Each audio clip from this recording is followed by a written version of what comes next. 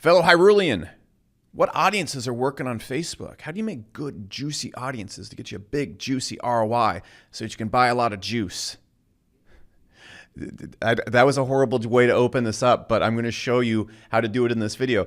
Look, I've seen the audiences that are working across the entire industry. I've seen in my ad account what is working. I'm going to walk you through the audiences on Facebook and even on Google ads and YouTube ads that just work really, really well right now. If you use these, you're probably going to see good results. If you know how to layer things properly, you're going to see even better results. So that's what I'm going to show you in this video. Let's get to it. Okay, guys, so I'm going to show you a few audience tips that have been working really well for us and basically what I'm seeing across the entire industry as the CEO of Hyros. Look, I'm never going to be sharing people's stats, never just going and saying, oh, this is what so-and-so's doing. It's working really great. Copy it. That being said, I see the trends in the industry. I'm going to show you a trend that I see right here. So let's talk about a few things. First off, post-iOS, and just really before, I really haven't seen that great of results from CBO audiences. Okay, you can see right here, we can look at the cost per call.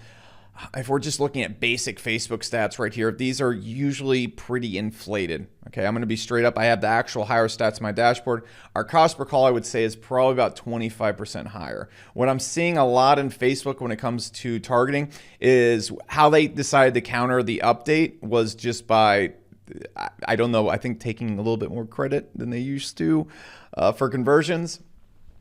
So that being said, I've seen just a lot better results from standard ad sets where we don't have CBO running right there. So I would totally split test this as well. Take your same exact audiences, put them in a CBO, run it with the same amount of ad spend compared to the audiences that you're running it with. Okay, so if we can look at this is the same exact clone right here. We got 317 per call, 251. The stats in Hyros line up as well. And I'm just seeing a lot better results by going in and running the ad sets based on their results in ROI, okay? Again, super duper important that you're actually using your Hyros stats because again, this is an e-commerce store right here. This green bar right here, report versus revenue, shows all the sales we caught versus what Facebook in this instance caught. You can see it's massive. There's not a single campaign where we're not catching more sales.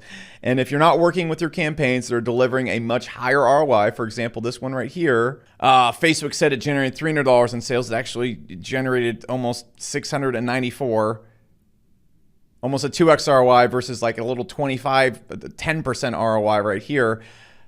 You're just not going to make the right scaling decisions. This is doubly, triply true with a call funnel because what's going to happen is in call funnels, you can't see the actual sales coming in because you're closing the calls on the phone. Okay, Hyros tracks this perfectly right here. So if you're not scaling based around actual revenue coming in on your call funnel, you're being a maniac because you can see that this call funnel right here, or this ad group right here, this ad audience got me a great cost per call, no sales. This audience right here had double the cost per call, got me tons of sales. So super profitable, not profitable. If you're scaling campaigns that are not profitable, you're not gonna be profitable. If you're scaling campaigns that are profitable, you're gonna be profitable. So for the love of everything that is good in this world, please track your stats correctly. I don't care if you use Hyros or something, or a stick, or you just have a guy chase people down and hit him with a wiffle bat and ask them where they came from. Track your stats, or you're crazy. Anyways, let's get back to talking about audiences. So what I've seen work really, really, really well is first off, I want to point out big, giant audiences are where the money has been at for us. If we go and look at this, the targeting on this campaign right here is going to be AdWords.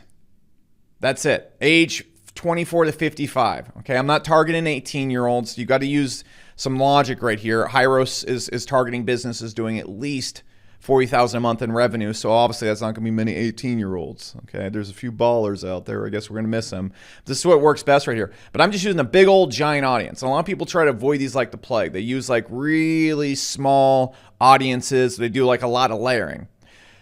I'm really thinking post-iOS, they're just not as good at doing that micro-targeting, but they're still really good at big old broad targeting. So first off, I'm just tell you straight up, you don't have to reinvent the wheel, okay? I'm running a company where we sell ad analytics to people that run ads, and I'm targeting people that are interested in AdWords.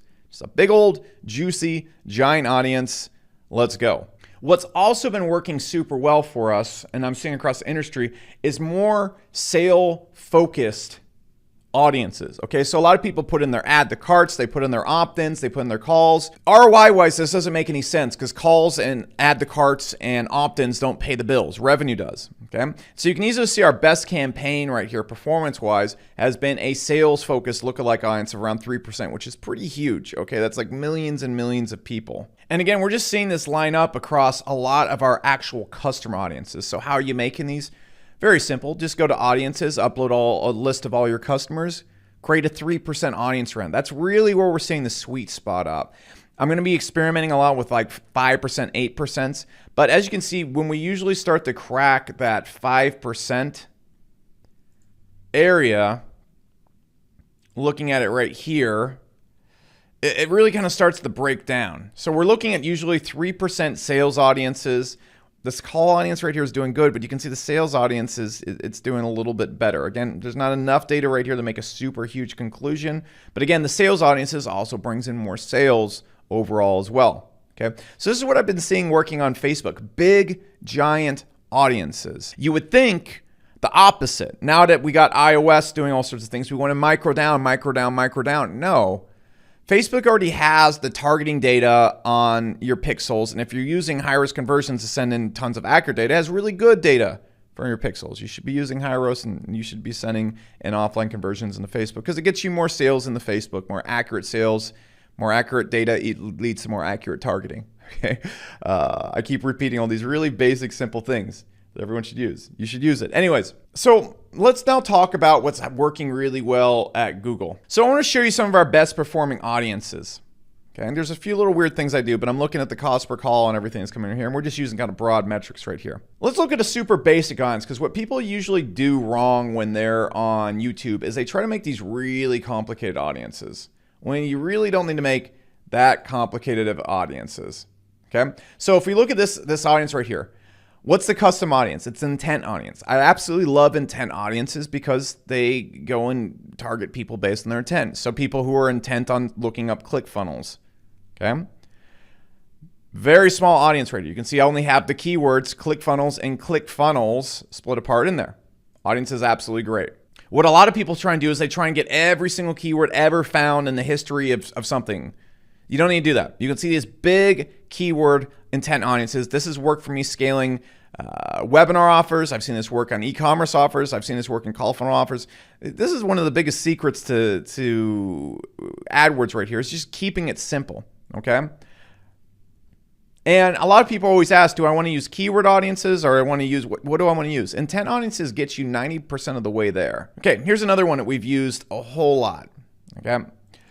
Similar audiences. So when you go and upload an audience, you can go and grab people that watch specific YouTube videos, specific people that watch your YouTube channels. You can create audiences similar to people that watch your channels. Well, this is going to give you data that Google has the most of because it knows the most about people that are already on their site. If you upload a list of people, it can only use limited data on what it has on them. People that watch your YouTube channels are a really good audience these days. Okay? And so I have a nice juicy, similar to people that have watched my ad channel in the last 540 days. Look, if you have a channel that's all over the place, or for example, I have a crypto channel, I'm not going to target people that watch that channel or people similar watch that channel for Hyros, not the target audience. Finally, an audience that I really like to target is going to be layered audiences. So let me show you how to make these. So look, this is pretty ninja. What we can do is we can take intent audiences and layer them with the large in-market audiences. And so what an in-market audience is in Google is, there's many ways you could look at, but it's basically people that are in the market for buying paid advertising or interested in some form of advertising right here, or whatever the hell you want to get them into, okay? If we go look at infinities or in-market audiences right here, we can go to in-market audience. And so let's say we have people who are in the market for arts and craft supplies, something like that, okay? So what we can do right here is we can do a combined audience, okay? So I can click right here and I can grab one of my intent audiences. So let's just go and look at, let's just say let's go find one of my audiences, people that are searching for tracking, okay? And then I can narrow the audience, or what I would do first actually is I would do a big old broad audience, okay? So Let's look at an advertising or an in-market audience. Let's just do advertising. All right, advertising marketing service, people that are in the market for this. Then I'm going to narrow the audience with people that are interested in tracking. Okay, so this is like a double whammy. People are interested in advertising marketing and people that are looking up tracking terms or watching tracking videos or whatnot. Sometimes you might actually pick an audience that's too small. So tracking is pretty small in this example. I've used this before. So what I might do is put in like the ClickFunnels audience. All right, let's just go look at some of my custom audiences. So let's just go look at people that are looking up Shopify terms. All right, so I'm targeting people that are interested in buying advertising marketing that are also into Shopify terms in Google. This right here is a great custom audience because it's layered. So let's say I'm selling Hyros to people that are running Shopify stores that also run paid ads. Bam, bam.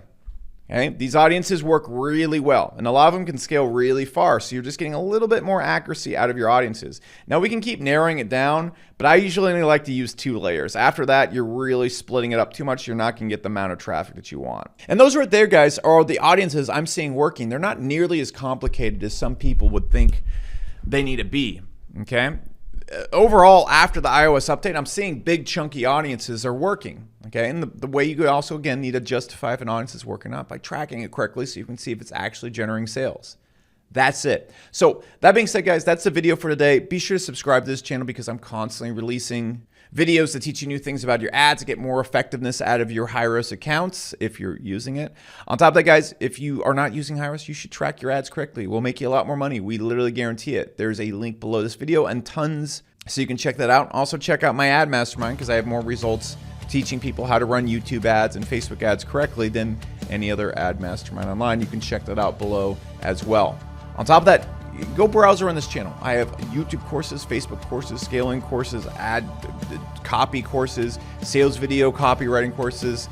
They're literally all over this channel for free. You can grab them. It's better than anything you ever paid for. And the reason why I'm giving you that is because if you make more money from your ads, you're probably going to need to use Hyros in the future. So if I help you make more money, you'll probably think of us. That being said, subscribe so you catch the next videos, and I'll see you in the next one.